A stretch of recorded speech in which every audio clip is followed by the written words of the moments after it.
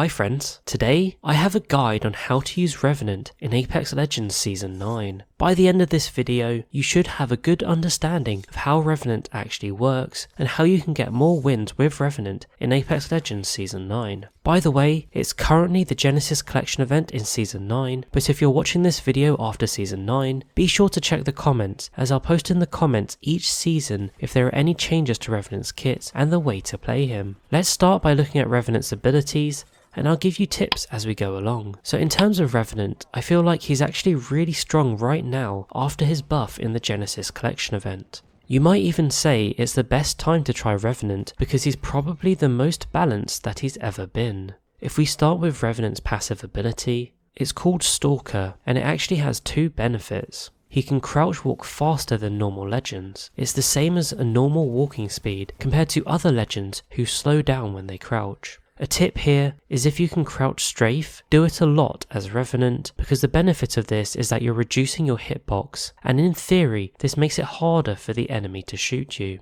Crouching can also help increase the aim of some weapons, such as no-scoping with the longbow. The second part of his passive is that he can climb a lot higher than other legends, in fact up to 6 times higher in most cases. Something people don't realise is that he can also climb faster than other legends. Now this isn't technically a speed buff, it's actually because the deceleration point of his climb occurs much later than other legends. So while other legends start to decelerate, Revenant is still climbing at full speed. And this passive actually received a buff in the Genesis Collection event because the climb is now near infinite. By this I mean it's not quite infinite, but for most structures in Apex Legends across the 3 maps, you'll actually be able to climb to the top of fairly easily. The simplest tip for using the passive is always try to attack from height. Take advantage of this ability to scale structures fully, and always think about flanking and attacking from height as Revenant. Next we have Revenant's tactical ability. This one is called Silence. Essentially, you throw a device that deals 10 damage and stops enemies using their abilities for 15 seconds. It also leaves a lingering cloud for 10 seconds, meaning that if someone runs through it, within those 10 seconds, they will still be affected by the silence.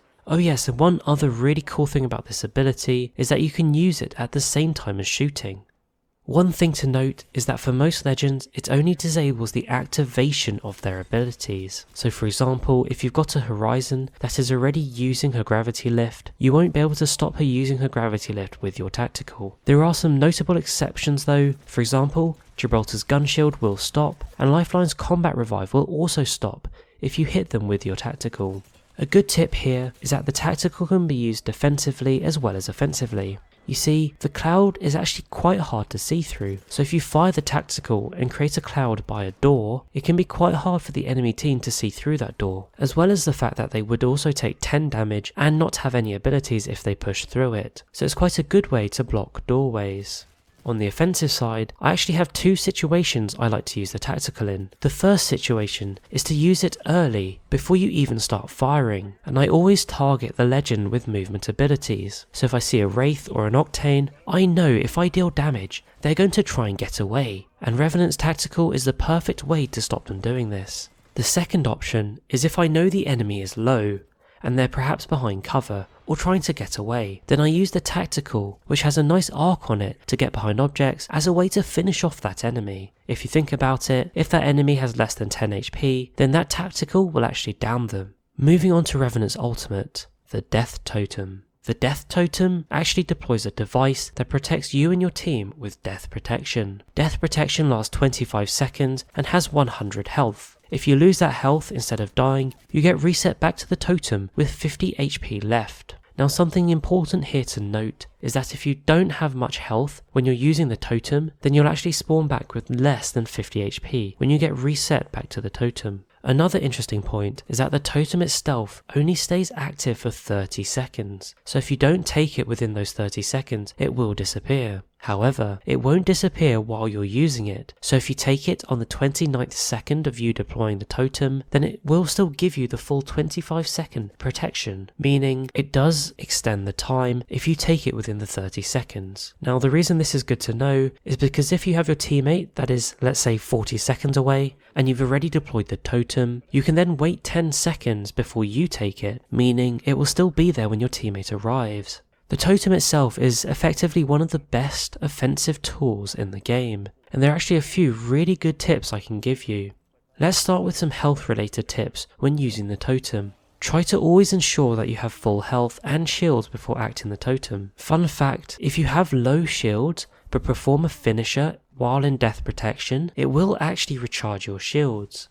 Also for Octane fans, your Swift Mend does work with death protection, so it will heal your death protection health. Obviously the 25-second protection timer does still apply, so you can't just go and hide in a corner to wait for your health to regen, because your death protection will run out after 25 seconds. Now in terms of defensive and offensive uses for the totem, if you're using it offensively, then try to be as aggressive as possible. You only have 25 seconds, so don't hesitate. Plan your attack before you put the totem down, and make sure you know exactly where the enemy is. The worst thing you can do is to put your totem down and push a location, only to realise it's empty, and the team that was there has left. You can also use the totem defensively. Let's say you're in a building with 2 doors and you're being pushed by another team. You can actually place the totem against one door and it will stop the door from opening, and you can then fend off the attack using the other door, and this gives you some cover inside the building if you get reset. It's also a really great way to revive a down teammate in risky situations, for example if the teammate can't get to cover, and the same goes for risky respawns as well. Let's look at a few tips on how to place Revenant's totem. Always try to put it behind cover, never put it out in the open, because it can be easily destroyed, or even worse, be taken by enemies. Another really good tip is that if your protection is about to run out, and your teammates have already been reset back to the totem, you might actually want to just stand still and let the enemies reset you back to the totem. The reason for this is, unless you know your team is pushing back quickly, you don't want to be stuck alone with the enemy team. A couple of additional points to note for the totem, and these ones are really interesting. For Wraith's portal, there's actually a 2-second delay before you can push back through after using the totem. Also, if you go into Pathfinder's boxing ring with the totem active, you'll actually lose death protection, and you don't get it when you leave the boxing ring. So effectively you're wasting the ultimate if you're running to Pathfinder's boxing ring with the totem.